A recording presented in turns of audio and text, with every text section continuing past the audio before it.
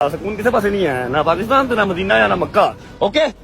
और ज़रा गौर कीजिए कि ये शैतान नुमा आदमी अली मौला हज़रत अली रज़ी अल्लाह ताला अन्हु का नाम लेकर लोगों में गुमराही फैलाता है।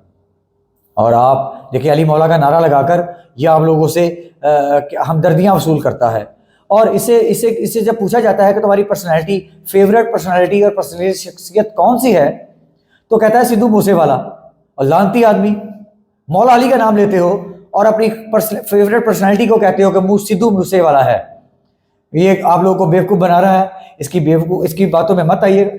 मौला अली का नाम लेते हो और तुम पसंद करते हो सिद्धू मूसेवाले का, जबकि हदीस मोहम्मदी सल्लल्लाहु अलैहि वसल्लम में साबित है कि रोज़े क़यामत जिस शख्स को जो पसंद होगा वो उसी के साथ उठेगा।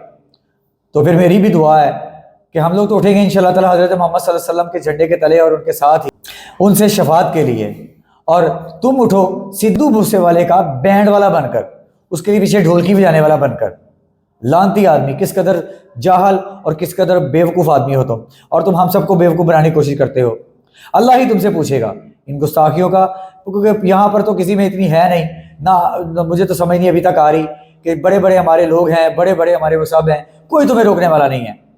लेकिन इंशाअल्लाह ताला एक दिन तुमसे पूछा जाएगा। अल्लाह ताला आपका और मेरा हामी नासिर हो। अस्सलाम वालेकुम।